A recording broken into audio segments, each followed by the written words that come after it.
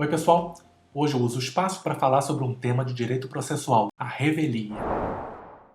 Revelia significa ausência de contestação. Se o réu não contestar a ação, ele é revel. Não confundam a revelia com a confissão quanto à matéria de fato. A revelia é o instituto. O efeito da revelia é a confissão quanto à matéria de fato. Normalmente, isso vem associado. Quando o réu é revel, ele é também confesso quanto à matéria de fato, na forma dos artigos 844 da CLT e 344 do CPC. Ocorre que há situações nas quais há revelia, mas não se produzem os seus efeitos. Vamos ver essas situações. Primeiro, matéria de direito. Vamos imaginar, e tínhamos muito na Justiça do Trabalho, ações envolvendo plano econômico, matéria estritamente de direito. Mesmo havendo revelia, muitas dessas ações foram julgadas improcedentes, o que tecnicamente não tem problema nenhum, porque a revelia alcançaria apenas a matéria fática, não a matéria jurídica. Há outros 3 casos previstos no artigo 844, parágrafo 4º da CLT e no artigo 345 do CPC. Quais são? Primeiro, se o litígio versar sobre direito indisponível, por exemplo, uma ação de investigação de paternidade. Mesmo que o réu seja revel, isso não significará que ele automaticamente seja o pai da criança, porque o direito é indisponível. Segundo caso, se a petição não se fizer acompanhar de documento público indispensável à prova do fato. Por exemplo, vamos trazer para a Justiça do Trabalho, pedido de salário família.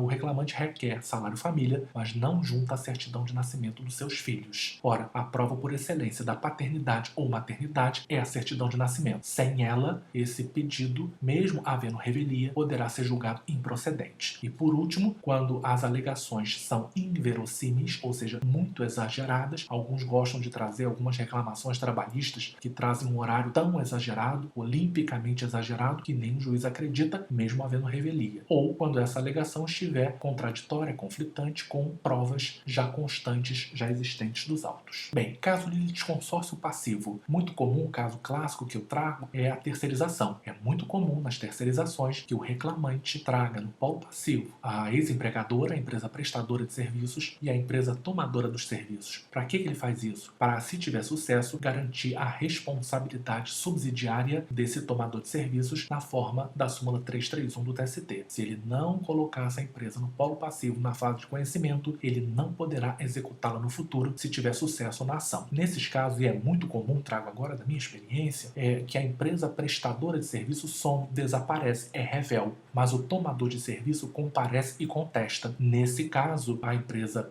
prestadora de serviços é revel, mas não se aplica a pena de confissão contra ela, porque a defesa do litisconsorte aproveitará ao revel no que couber nas matérias comuns. Isso está previsto no artigo 844, parágrafo 4º, inciso 1º da CLT. Então, aquilo que foi trazido pelo tomador de serviço, repito, no que for possível, será aproveitado para o réu ausente. Uma novidade que veio com a reforma trabalhista, Lei 13.467 de 2017, é que se o réu está ausente, o réu não veio, o preposto não compareceu, mas o seu advogado está presente e há nos autos a contestação apresentada, essa defesa e os documentos deverão ser aceitos pelo juiz. Está no artigo 844, parágrafo 5º da CLT. Eu digo que é novidade porque antes da reforma, se o advogado do réu estava presente, mas ele, reclamado, ausente, aplicava-se a revelia e a confissão quanto à matéria de fato. E com essa novidade, creio eu, que ficou até em parte prejudicada a súmula 122 do TST,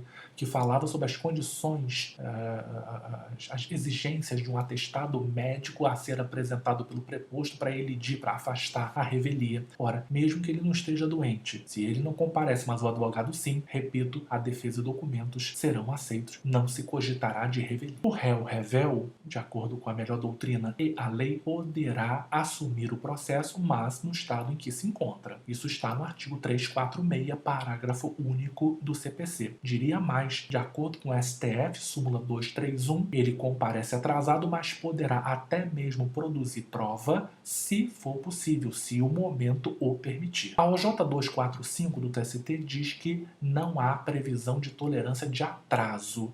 Então, se o réu, seu advogado, eles atrasarem, aplica-se a revelia. Não há previsão de tolerância. A previsão que existe é para o juiz. Tolerância para o juiz de 15 minutos no início de iniciar as audiências. Mas para as partes não há essa previsão. Portanto, se aplica contra ele a revelia. Pessoa jurídica de direito público tem várias prerrogativas, né? Prazo em dobro para recorrer, em quádruplo para contestar, pagamento por meio de precatório RPV, mas eles não têm o direito de não comparecerem às audiências. Portanto, de acordo com a OJ 152 do TST, aplica-se a revelia à pessoa jurídica de direito público. Então, ela não tem essa faculdade de não comparecer quando chamada pelo juiz. O que você deve ter percebido é que há uma recomendação do TST, no sentido de que nas terceirizações, e o poder público é um tomador de serviços recorrentes de terceirização, que na primeira audiência, naquela audiência para tentativa de conciliação, a ausência do ente público, do procurador, não deve redundar em revelia contra o ente público. Isso está numa recomendação. Uma curiosidade, a súmula 398 do TST, a ação rescisória, na prática é uma ação difícil de acontecer, você quase não vê, e é de competência originária dos tribunais. Ela já é ajuizada no TRT ou no TST. Mas a curiosidade é que numa ação rescisória, mesmo havendo revelia, não se produzem os seus efeitos.